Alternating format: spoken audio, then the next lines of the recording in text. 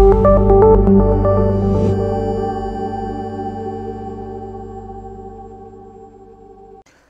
hi everyone, I'm Mayank. I work at CERN as a software engineer. I'm the primary developer and architect of the Simple framework, which is the topic of our talk. And I do a lot of open source. I'm a big advocate for it. I've participated in Google Summer of Code and Code-In as mentor and student over the last 4 years. So let me give you a quick overview of what happens at CERN. So CERN houses the largest particle accelerator known as the LHC, or the Large Hadron Collider.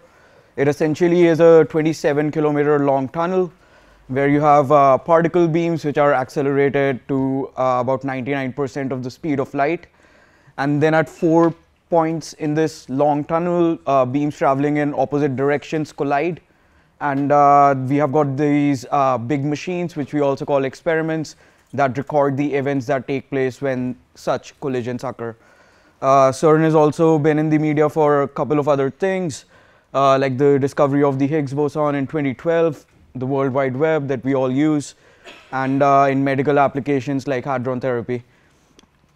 So looking at it from a data perspective, we produce a lot of data, around 50 plus petabytes of just raw data every year, and another 80 plus petabytes of simulated and derived data.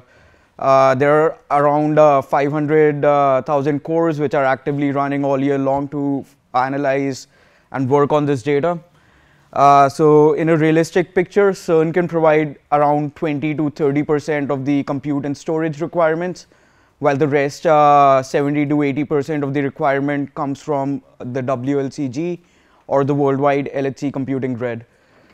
So the WLCG is essentially a collaboration of around 170 computing institutes and data centers all around the world, spread over 35 plus countries. 15 of these data centers are really large. One of them is housed at CERN, and there are 14 around the world.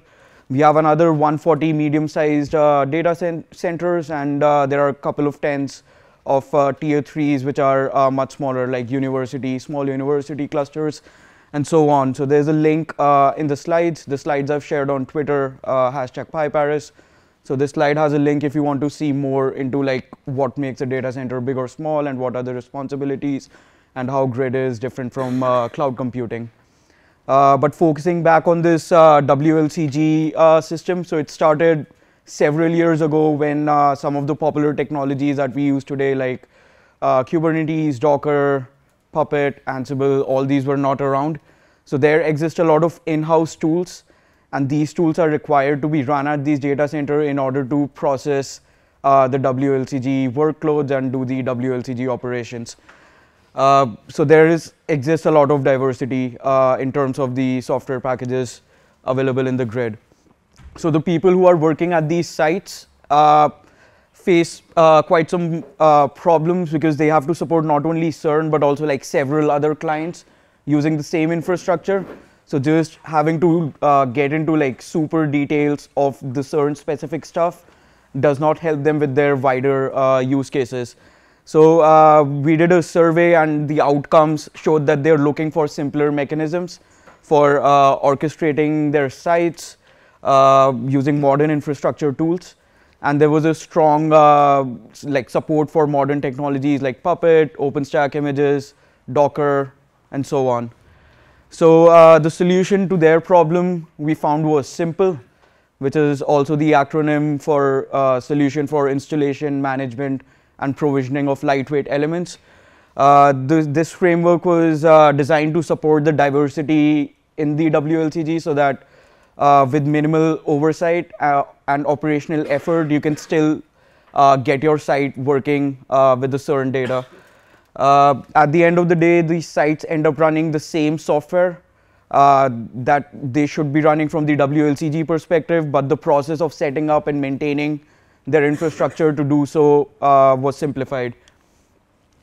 So Simple was a new project we started last year.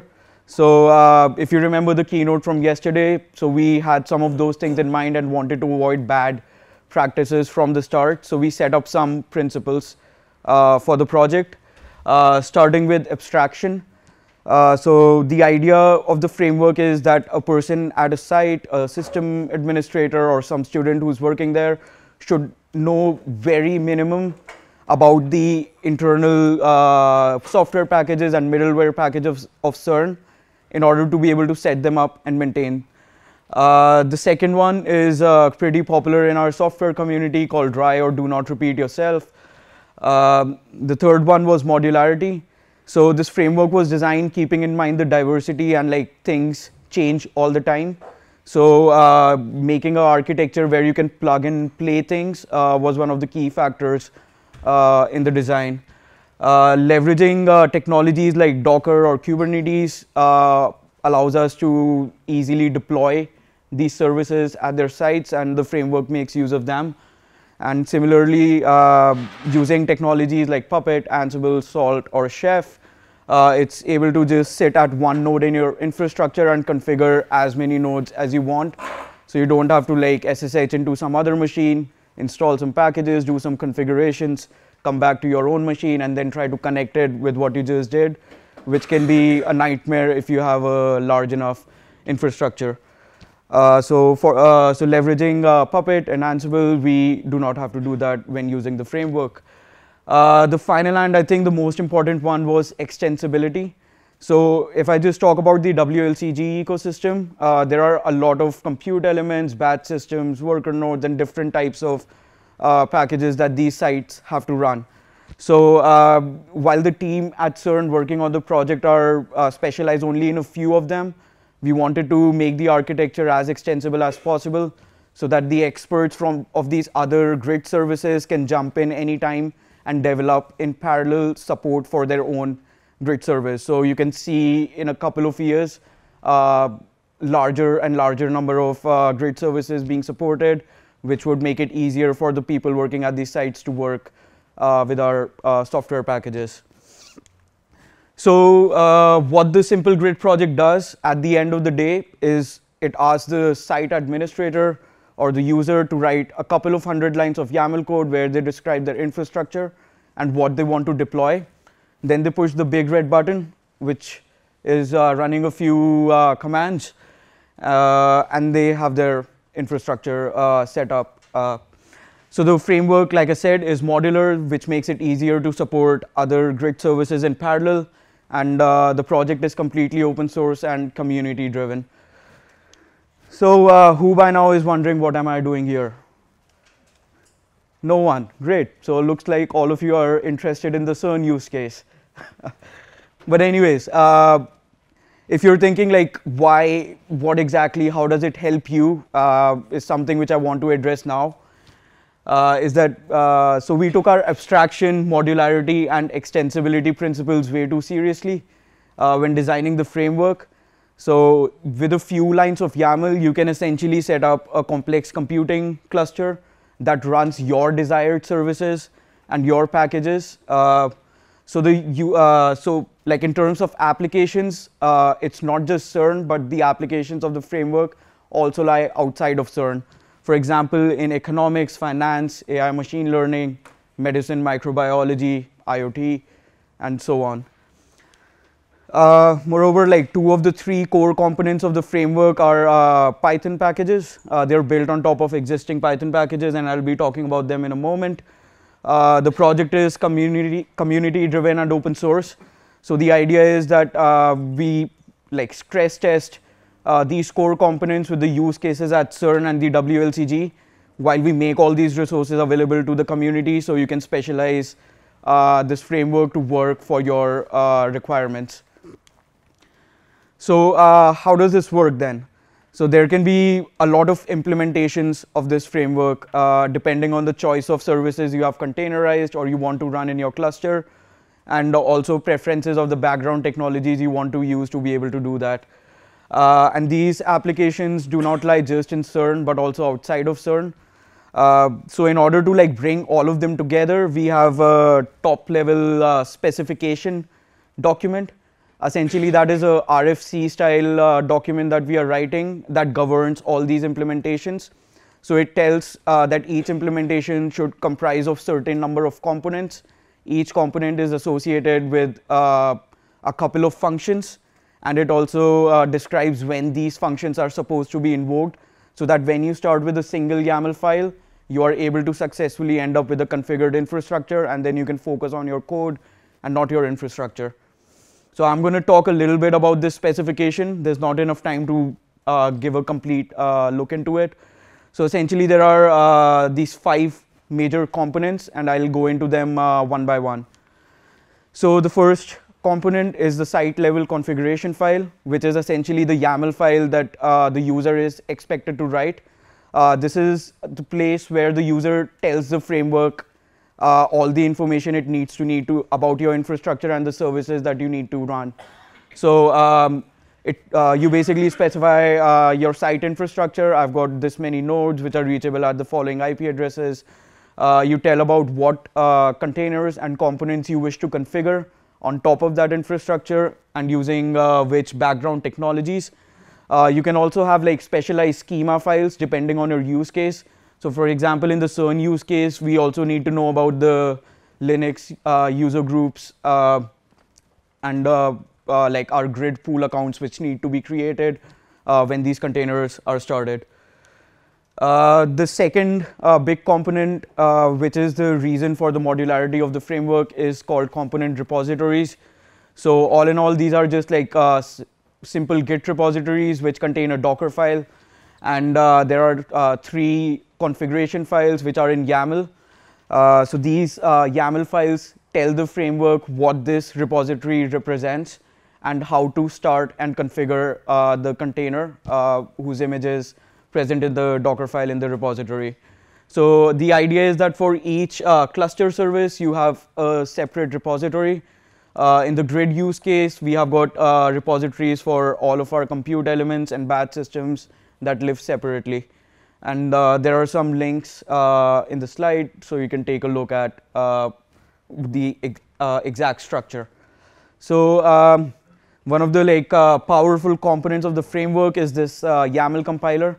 So the abstraction principle that we started with is focusing on minimizing the number of lines that a site admin should write in order to be able to achieve the end result of a configured infrastructure. So building on top of the features of YAML 1.2, the compiler adds and complements some of them to achieve the minimization of configuration. For example, we have variables in YAML. You can set default values. You can override the existing default values or variables. And so this RYAML compiler essentially builds on top of PyYAML and RuYAML, which are existing Python packages on PyPy. The second Python component, which is a core component, is the configuration validation engine. It builds on top of the YAML package. So the main function of this component is to make sure that whatever you describe in your site level configuration file matches the requirements of the repositories of these containers that you're trying to start and configure. It also goes ahead and check that whatever infrastructure you've specified is actually available and is capable of running these containers or not. So the compiler and the configuration validation engine together are a really powerful combination. So there are some new keywords that we've introduced in YAML which are not in the specification. One of them is the from keyword. So in YAML, you cannot assign variable 1 equals variable 2, or in YAML, these are called anchors. So with the from keyword, you can create complex variable hierarchies in your site level configuration files. Similarly, the second keyword that we've introduced is called include. It's very similar to the import in Python. So you can break down your YAML configuration file into smaller files and then include them into a single file when running the framework. There is also something called runtime variables which have been introduced. So these are the values like the host name of my Apache Spark server. For example, so these values like this are not known to the developers of these GitHub repositories when they are developing it. They depend when you're deploying. that's when you get the information of where what host name your repository is going to end up on. So such things can be put into something called runtime variables, and then the framework makes sure that the user specifies values to the runtime variables and puts them in the right place in the framework. So all in all, you can also have like custom data types which you can use in your schema files, and you can have default values for a lot of configuration parameters which you can then control when they are supposed to be used in case the user forgets to specify something. If it's a critical value, you can raise an error. If it's not a critical value, you pick one of the default values. So the other component is called the central configuration manager. So it's kind of the glue which brings everything together in the framework. It has to do several things. So it runs the YAML compiler, the validation engine. It checks for the availability of your site infrastructure. It downloads, installs, and configures the components from these Git repositories. It uses Kubernetes or Docker Swarm to implement a sensible networking strategy to connect your containers in the cluster. It also executes any lifecycle callbacks that you can specify in your site level configuration file, which would execute either on the host machine or the container, depending on where you want them to run to fine tune your configuration. And finally, it will run some tests to check the end-to-end success or failure of the desired configuration. So all in all, if I put things together, this is kind of the flow of events in the framework. So the user will specify their infrastructure and desired components in a single file. They will then press the big red button, which is essentially executing this central configuration manager, which is then going to download the Git repositories and then execute the validation engine to check that the information you specified here actually makes sense to the framework. Is in the fourth step, it's going to check the availability of your infrastructure, set up the networking, and finally it's going to deploy your containers, run some tests, and generate some reports. So in our WLCG specific use case, we have several like implementation plans. We are currently working on the first one and have made some progress. For example, plugging out Puppet, replacing it with Ansible, or plugging out Docker Swarm and replacing it with Kubernetes in the framework, which is aligned with the modularity principle I talked about earlier. And we can do the same with any of our grid services, so replacing our Cream compute element with a HT Condor compute element. So making these swaps is very easy. So this slide just sums up what I told in the previous slide. I just wanted to point out contributions of our Google Summer of Code student, Tarang.